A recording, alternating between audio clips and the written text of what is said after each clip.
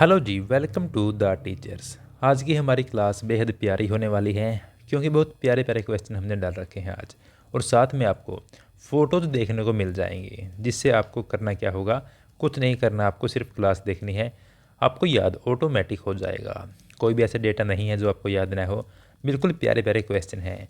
और एसएसटी आपकी 60 नंबर की आती है और यह काफ़ी यूजफुल है आपके नंबर बढ़ाने के लिए। तो आपके एग्ज़ाम के पॉइंट ऑफ व्यू से काफ़ी अच्छी क्लास है। चलिए स्टार्ट कर लेते हैं। सबसे पहला क्वेश्चन है, घास स्थल किसे कहते हैं? तो जो घास स्थल हैं, देखिए, जहाँ मुख्य वनस्पति पेड़ होती है उसे वन बोलते हैं। ठीक उसी प्रकार जहाँ जिन प्रदेशों में मुख्य वनस्पति जहाँ पर मुख्य वनस्पति घास होती है उन्हें घास स्थल कहते हैं। ये पिक्चर आप साथ में देख सकते हैं। और ये क्लास एक सीरीज का पार्ट है। यह क्लास नंबर 15 है। इससे पहले ऐसे ही 14 क्लासेस और आ चुकी हैं जो 10 मिनट के आसपास हमारी क्लास रहती है। क्वेश्चन नंबर 2, घास स्थल का पृथ्वी पर कितना भाग है? जो हमारी पृथ्वी है उस पर घास स्थल कितने हैं? तो पृथ्वी की सतह का लगभग 1/4 हिस्सा घास स्थल है। हम बात कर रहे हैं जो सतह है, यानी कि जो पानी है उसकी हम बात नहीं कर रहे हैं। 71% पानी है पृथ्वी पर, और जो बाकी 29% बच गया उसमें से जो ये सारा स्थल है इसका चौथा हिस्सा घास के रूप में है। और यहाँ की वनस्पति जलवायु और मिट्टी पर डिपेंड होती है। ऐसा ही फसलों के साथ में होता है। फसलें भी किसी स्थान की जलवायु और मिट्टी पर ही डिपेंड होती हैं। उसी प्रकार घास स्थल भी इन्हीं दो कारकों पर डिपेंड होते हैं। अब देख लेते हैं उत्तरी अमेरिका के जो शीतोष्ण घास स्थल हैं वे क्या कहलाते हैं। उन्हीं को प्रेरी बोलते हैं। जो प्रेरी है, प्रेरी के घास स्थल आपने सुना होगा और आपने टीवी पर डिस्कवरी में या कहीं और ऐसी पिक्चर्स देखी होंगी जिनमें बड़ी बड़ी घास होती है। जो हमारे क्षेत्र में घास है वह कुछ सेंटीमीटर की होती है, लेकिन ये घास बहुत बड़ी बड़ी होती है। इसमें अगर कोई लंबा इंसान भी खड़ा है जिसकी हाइट 6 से 7 फुट है, वो भी इसमें नहीं दिखेगा।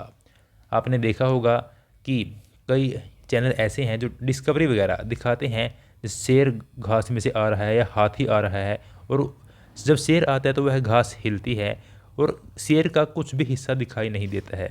तो यह उसी प्रकार की घास होती है जिसकी ऊंचाई 3 से 4 मीटर तक हो जाती है। ये आम सी बात है। तो ऐसे घास स्थल पृथ्वी पर उत्तरी अमेरिका महाद्वीप में पाए जाते हैं। इनकी खास बातें क्या होती हैं, आइए देख लीजिए। पेड़ कम होते हैं, घास ज़्यादा है। घास का विशाल क्षेत्र यह होता है, जिस प्रकार आप ये क्षेत्र देख रहे हैं, यहाँ पर कोई भी पेड़ आपको दिखाई नहीं दे रहा होगा। अधिकांश भागों में प्रेरी वृक्ष रहित ही है। यानी कि वृक्ष रहित क्या होता है, ट्रीलेस, ट्री हैं ही नहीं। निचले भागों में नदी घाटियों के साथ कुछ वन भी पाए जाते हैं। 2 मीटर तक ऊंची घास का भूदृश्य यहाँ की प्रधानता है। यानी कि 6-7 फीट तक घास यहाँ की प्रधानता है। ठीक है। घास का सागर, अगर क्वेश्चन आए कि घास का सागर किस स्थान को कहते हैं, तो वह प्रेरी है। और प्रेरी कहाँ स्थित है? उत्तरी अमेरिका महाद्वीप में। ठीक है, आगे बढ़ते हैं। काफ़ी अच्छे क्वेश्चन हैं। प्रेरी के क्षेत्र के बारे में बताओ। गुड क्वेश्चन, क्योंकि भौगोलिक एरिया जानना बहुत आवश्यक है, उसके बाद ही आप इसको रिलेट कर पाएंगे। इसके पश्चिम में रॉकी पर्वत और पूर्व में ग्रेट लेक है। ऐसे ही क्वेश्चन पूछेगा, ऑप्शन देगा। ऑप्शन ए, इसके पश्चिम में रॉकी पर्वत है। बी, इसके पूर्व में ग्रेट लेक है। और सी, दोनों सत्य हैं या असत्य हैं। देखिए, पश्चिम में रॉकी पर्वत और पूर्व में ग्रेट लेक, ये रहा। यहाँ पर पिक्चर साफ नहीं दिख पा रही है, लेकिन यहाँ पर अगर आप देखें तो इसके पूर्व में ग्रेट लेक है और बीच में प्रेरी है और पश्चिम में रॉकी पर्वत है। ठीक है, आगे देखते हैं। अगर मैप हम देखें तो वहाँ पर यूएस और कनाडा के कुछ भागों में ये स्थल पाए जाते हैं, घास स्थल पाए जाते हैं। कहाँ कहाँ? यूएसए यानी कि अमेरिका में, और कनाडा में। जो उत्तरी अमेरिका महाद्वीप है उसके ये दोनों कंट्री हैं। अमेरिका के प्रेरी का अपवाहन मिसिसिपी नदी करती है और इसकी सहायक नदियाँ करती हैं। यानी कि जो अमेरिका का ये क्षेत्र है वहाँ पर जल कैसे आता है? एक नदी है जिसका नाम है मिसिसिपी, यानी कि जो पंजाब के एक सिंगर हैं पॉपुलर सिप्पी गिल, तो वो रहते हैं कहाँ पर? अमेरिका में। इस प्रकार से आप इसको याद भी कर सकते हैं, ठीक है।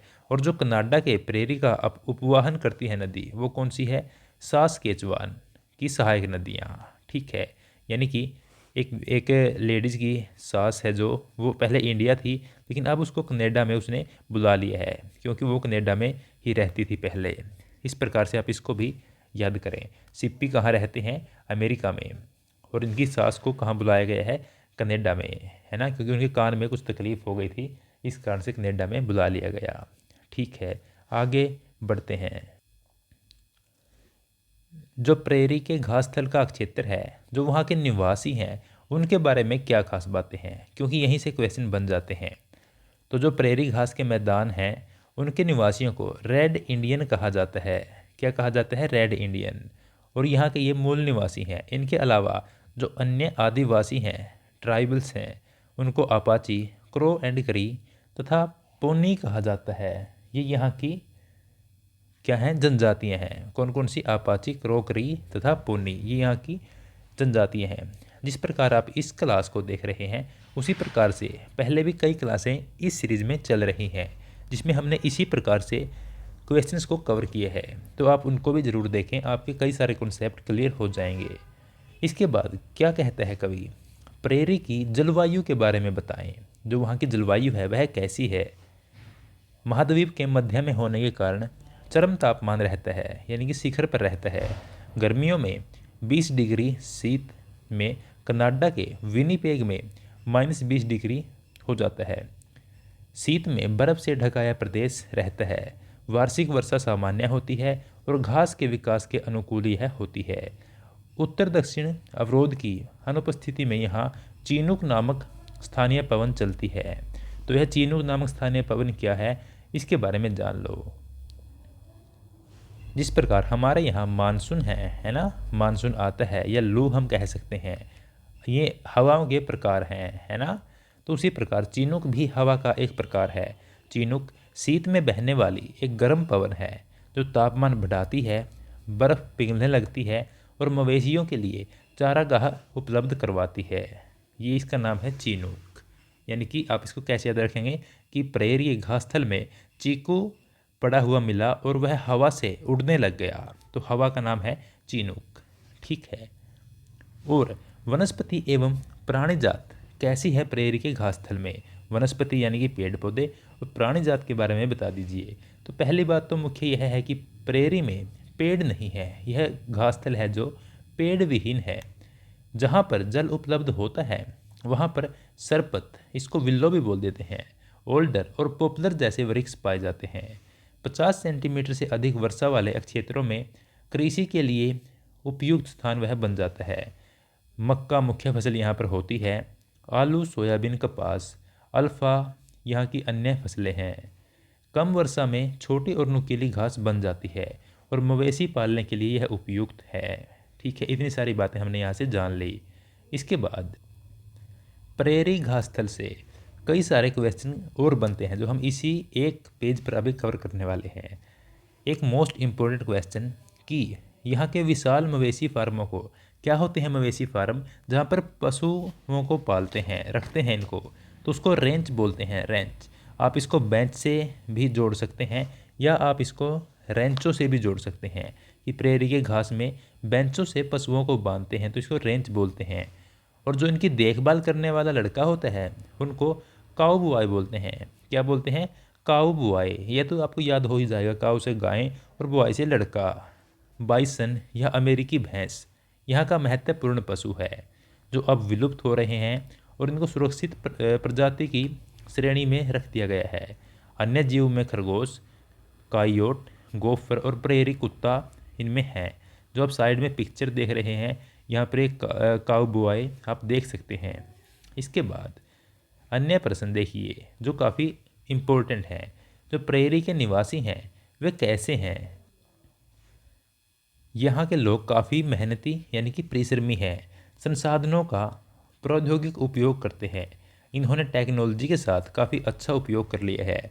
विश्व के 2 सबसे अधिक विकसित देश यूएसए यानी कि अमेरिका और कनाडा इसमें शामिल हैं। ट्रैक्टर, हार्वेस्टर, कंबाइन, यदि हम इनकी बात करें तो इनके उपयोग से अमेरिका सबसे बड़ा खाद्यान्न उत्पादक देश आज के समय में बन चुका है।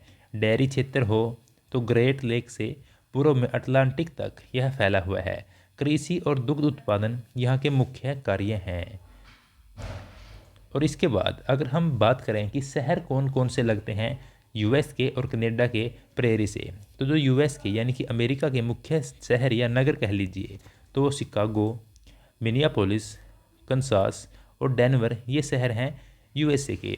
और कनाडा के कौन कौन से हैं जो इससे लगते हैं मुख्य नगर हैं जो वो एडमोंटन, कैलगरी और विनीपेग ये शहर हैं।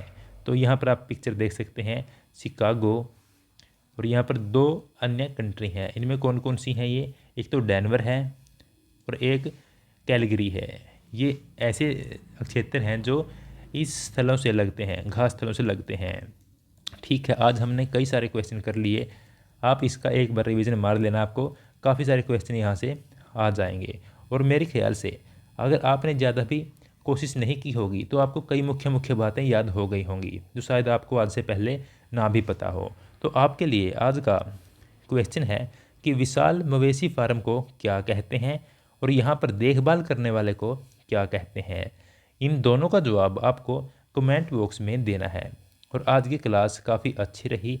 इसी प्रकार की क्लासेज की आपको एक प्लेलिस्ट मिल जाएगी जिसमें ये 15 क्लासेज अभी तक आ चुकी हैं और डेली इसमें एक क्लास ऐड हो जाती है जो आपके एग्ज़ाम के लिए काफ़ी फ़ायदेमंद है। और ये सभी बेसिक चीज़ें हैं जो हम NCERT से लेकर आए हैं, मैं वहाँ से इनको लेकर आता हूँ और हम खुद सारे नोट्स प्रिपेयर करते हैं आप सभी के लिए ताकि आप इनको अच्छे से पढ़ें और आपको ज़्यादा बिना माइंड पर लोड लिए चीज़ें याद हो जाएं। तो आज की क्लास हम समाप्ति की ओर लेके जाते हैं और आप इसी तरह क्लासेस देखते रहिए। आपके लिए काफ़ी सारा कंटेंट पहले भी है, मैराथन्स भी आपके लिए आ चुकी हैं जिसमें हिंदी की मैराथन और इसके साथ साथ आपके लिए जो एक पॉलिटिकल साइंस की काफ़ी अच्छी मैराथन आ चुकी है वह आपके हर एग्ज़ाम के लिए काफ़ी अच्छी रहने वाली है। उसमें SST की बात करें या फिर अदर्स एग्ज़ाम के लिए जिसमें पॉलिटिकल साइंस पूछी जा रही है, काफ़ी यूज़फुल मैराथन है वो, कई दिन उस पर लगाकर फिर ही तैयार की गई है वो, आप उसको भी देखें। और कई सारी प्लेलिस्ट बनी हुई हैं जो आपके लिए काफ़ी फ़ायदेमंद है, वह हरियाणा GK की हो या फिर अन्य मैराथन की प्लेलिस्ट हो, सभी आपको देखनी चाहिए जिससे आपको काफ़ी फ़ायदा होगा। तो मोटिवेट रहें, पढ़ते रहें, ऐसे ही लगे रहें। द टीचर्स आपके साथ है। अगर आपको टेलीग्राम पर जुड़ना है तो आप वहाँ पर जुड़ सकते हैं, उसका लिंक डिस्क्रिप्शन में आपको मिल जाएगा क्योंकि सारी PDF आपको वहीं पर मिलती हैं, यहाँ वहाँ भटकने की ज़रूरत नहीं है और सारा कंटेंट बिल्कुल फ्री में आपको मिल जाएगा। तो मैं आपसे विदा चाहूँगा, मिलते हैं अगली क्लास में। Thank you so much.